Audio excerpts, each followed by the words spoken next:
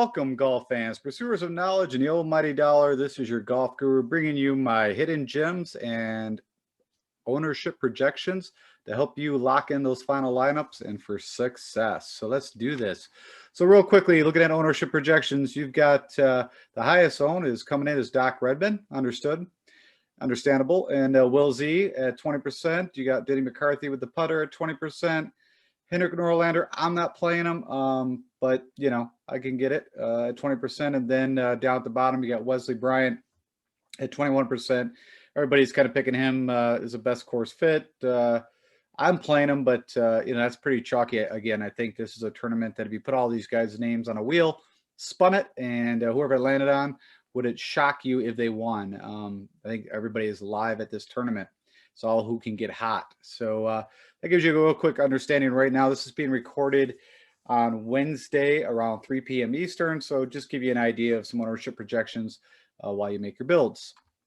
Now onto my hidden gems. If I told you there was a guy in the field under 7K, less than 5% owned, that just won a tournament a few months or a few weeks ago on a coastal course, and would you be excited to play him? Even though it is Hudson Swafford, the Charlie Hoffman doppelganger. You know, I think due to recent form, people are off Hudson, but you know, again, I think, can he make it to the weekend and get you some points? Is he going to win again? Probably not, but can he, you know, maybe reproduce a little bit of what he had? Maybe the guy just likes staring at the ocean while he plays. Who knows? But I think he's worth throwing in a lineup or two and get you to the weekend. You also got Ricky Barnes. I never, ever roster Ricky Barnes. I've never, ever talked about Ricky Barnes.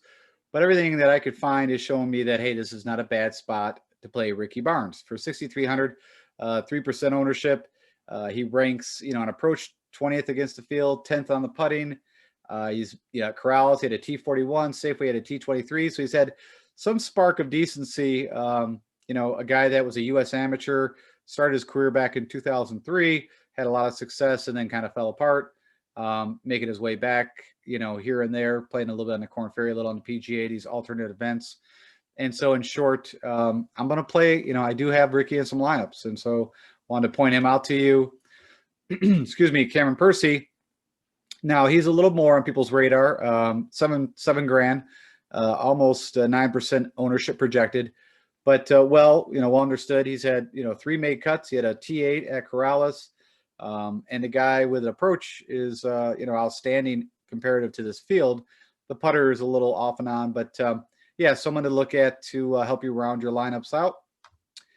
And then Camilo Villegas, a guy that, you know, had a great pedigree, won a lot of tournaments on his early days. I believe he won a major. I don't have off the top of my head, but why I bring up Camilo is that, you know, if you look at his T23 at Sanderson Farms not too long ago, he actually led the whole field on approach, and that's what we need here, beating out even Sergio Garcia. He came in second to Sergio around the green and second to Sergio tee to green. What hurt him was the putter. But on that note, he is a positive Bermuda putting surface guy. Now, when I say that, it's not like he's gaining a stroke or two when he plays on Bermuda, but he does gain.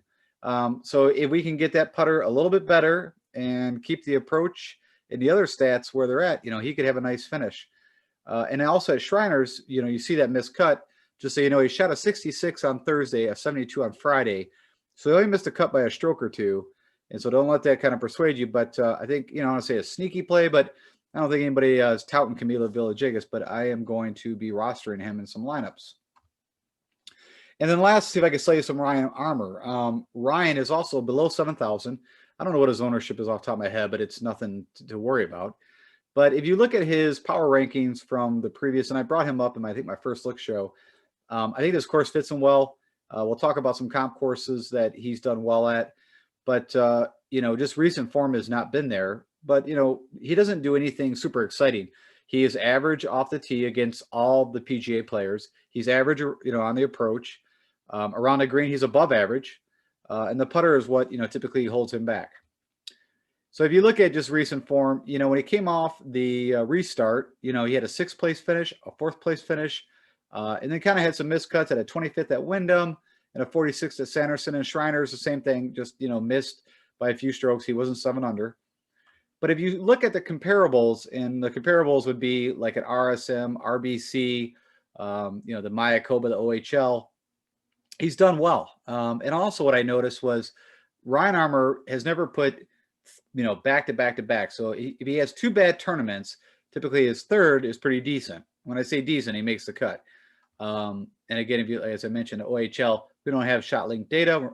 Rumor is, and I looked on Twitter, even I'm connected to ShotLink, they are going to be here supposedly, but I also heard they were going to be at Corrales. So, you know, we'll see how it works out. But there was actually pictures of them at Bermuda today. So we should have ShotLink data from this tournament, which will be good. And then lastly, you know, if you look at what Ryan did last year, he had an 8th place finish at Bermuda and almost gained 10 strokes here. So all that said, you put that in a bottle, shake it up. It tells me play a little bit of Ryan, should make the weekend. Don't think he's going to win it, but I think he can help you overall. So that's it. I hope that you are getting value from this. And if you like what you are seeing, please click the like button. If you are not, please tell me how to make this better in the comments section. And if it would be amazing if you could subscribe. Like I said, I put out 3 different shows per week, typically Monday, Tuesday, Wednesday, leading up to the tournaments, putting together a really strong Masters tournament. I already started, I already started putting some of that information together, and look forward to us having a prosperous Bermuda Championship. All the best and have a great weekend. Take care.